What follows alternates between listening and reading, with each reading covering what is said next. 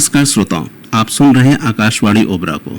श्रोताओं, आज हम एक महत्वपूर्ण और समकालीन विषय पर चर्चा करेंगे जो हमारे देश की अर्थव्यवस्था से जुड़ा हुआ है।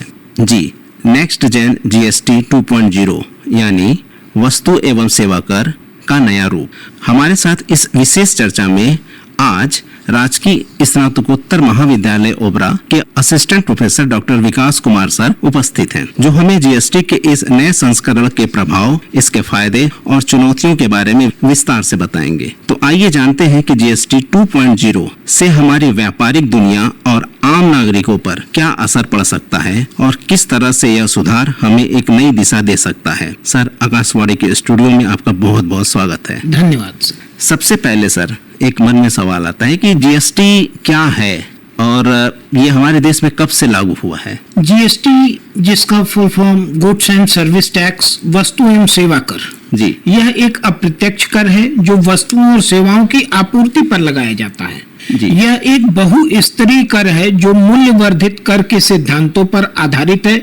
हमारी संसद ने 29 मार्च 2017 को वस्तु एवं सेवा कर एक्ट पास किया और जिसे भारत में 1 जुलाई 2017 से लागू किया गया। बिल्कुल, सरकार ने हमारी पुरानी कर व्यवस्था की जगह जीएसटी ले आई। तो जीएसटी लाने का क्या मुख्य कारण था, क्या समस्याएं थी? देखिए, जीएसटी के पहले करीब 35 तरह के अप्रत्यक्ष कर केंद्र और राज्य सरकारों में वसूले जाती थी। केंद्र कर, केंद्रीय उत्पाद शुल्क, सीमा शुल्क, सेवा कर, राज्य कर, वैट, केंद्रीय बिक्री कर। राज्यों में एक समान कर की दरें नहीं थी। प्रवेश कर जैसे अतिरिक्त शुल्कों से लागत बढ़ जाती थी। रिटर्न, ऑडिट और जुर्माने के अलग अलग नियमों ने अलग अलग राज्यों में भ्रम पैदा किया था। जीएसटी कई तरह के करों को मिलाकर एक कर बनाया गया। इससे कर चोरी कम होगी और सरकार को अधिक राजस्व प्राप्त होगा। साथ में उपभोक्ताओं को भी कम कीमतों पर सामान मिलने की उम्मीद जीएसटी से है। मतलब पहले अलग अलग राज्यों में कई कर होते थे एक ही सामान पे, तो संभवतः जीएसटी ला करके एक कर समान कर गया।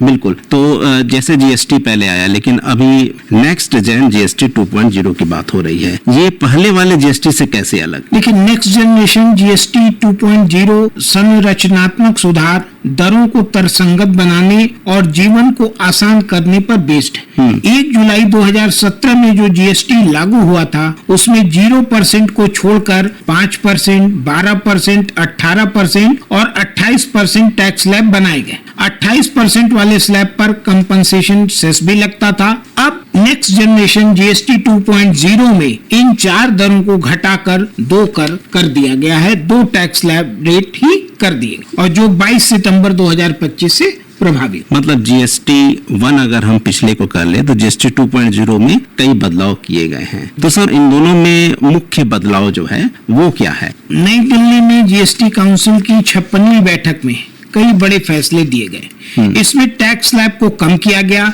जिसमें तमाम सामानों पर लगने वाले टैक्स का रेट कम हो जाएगा।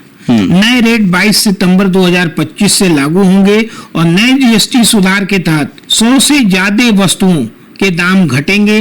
इसमें जरूरी रोजमर्रा की चीजें, फूड आइटम्स, कंज्यूमर और डोमेस्टिक वस्तुएं, इलेक्ट्रॉनिक सभी वस्तुओं पर जीएसटी कर की दर को कम किया गया और जो पहले 4 दर थे जीएसटी के, उसको घटाकर सरल करने के उद्देश्य से अब केवल 2 दर ही जीएसटी में होंगे, एक 5% और 18%। तो 5% और 18% 2 टैक्स होंगे। ये किन किन वस्तुओं पे या 5% किन पे लगेगा और 18% किन पे लगेगा, क्या ये भी बताया गया है? पूरी एक लंबी लिस्ट है।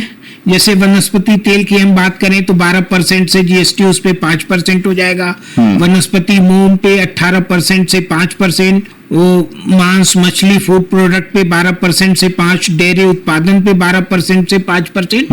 अलग अलग वस्तुओं के रेट अलग अलग तरीके से घटाए गए। मतलब जो हमारी जेब पे खर्च जो पड़ता था हमें घर चलाने के लिए, उन पे प्रभाव दिखेगा और कहीं न कहीं उपभोक्ता को फायदा होगा। तो क्या कोई ऐसी व्यवस्था भी की गई है हम जान पाए कि पहले हमें कितना कर देना पड़ता था या हमारी जेब पे बोझ कितना आता था, और अब जबकि 22 सितंबर को ये जीएसटी 2.0 लागू हो जाएगा, उसके बाद क्या व्यवस्था होगी हमारे जेब की? देखिए, पहले 12% टैक्स वाले करीब 90% वस्तुएं थी जो अब 5% स्लैब में आ गई हैं। यानी उपभोक्ताओं को लगभग 7% की बचत होगी। इसी तरह 28% टैक्स वाली कुछ वस्तुएं 18% स्लैब में आ गई हैं।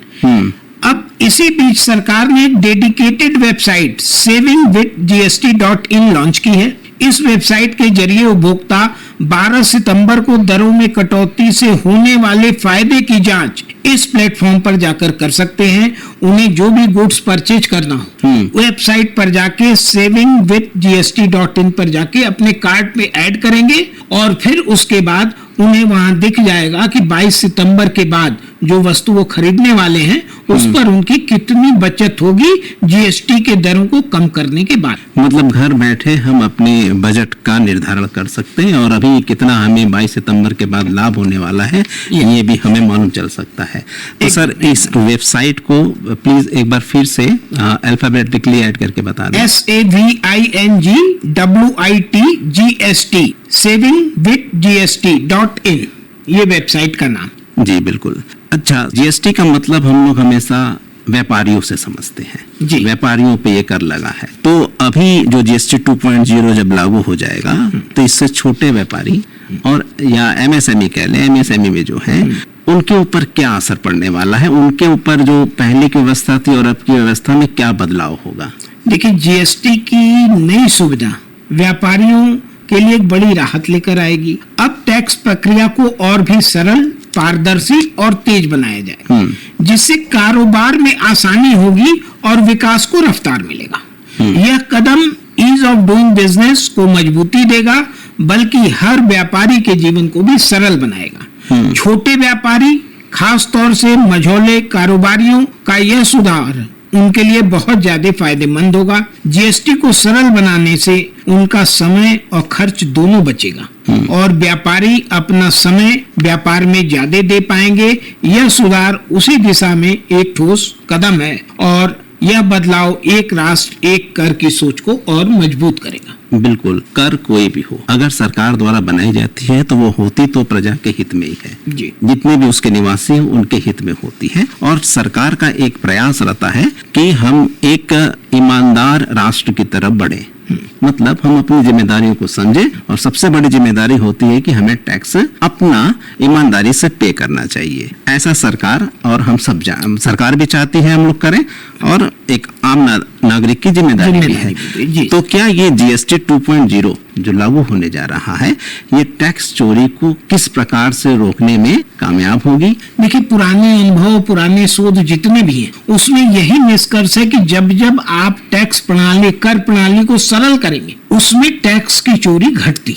और यहाँ पहले जो 4 दरों से कर लिया जाता अब उसको घटा के 2% कर दिया गया, 5% और 18%। तो निश्चित रूप से ये जो कर रिफॉर्म है जिसको नेक्स्ट जनरेशन रिफॉर्म भी हम कह रहे हैं जीएसटी 2.0, ये कर चोरी में राहत देगा और व्यापारी टैक्स को सरल बनाने से, पारदर्शी बनाने से निश्चित रूप से वो कर की चोरी कम हो। बिल्कुल, एक जिम्मेदार नागरिक जो हर राष्ट्र की पहली आवश्यकता होती है और उस नागरिक के निर्माण में कहीं न कहीं शिक्षकों की प्रमुख भूमिका होती है। जी, आप एक शिक्षक हैं जी। तो आपको क्या लगता है कि जीएसटी के बारे में छात्रों को शुरू से बताना चाहिए, पढ़ाना चाहिए और आम नागरिक भी इसे अच्छे से समझ पाए, इसके लिए आप क्या कहना चाहेंगे? देखिए, वर्तमान समय में यूजी स्नातक स्तर पर गुड्स एंड सर्विस टैक्स, वस्तु एवं सेवा कर का एक पेपर मौजूद है लेकिन न्यू नेशनल एजुकेशन पॉलिसी के तहत मुझे ऐसा लगता कि जीएसटी कोर्सेज के तहत प्रैक्टिकल एस्पेक्ट्स को भी शामिल किया जाना चाहिए जिसमें जीएसटी ट्रांजैक्शन का रजिस्ट्रेशन,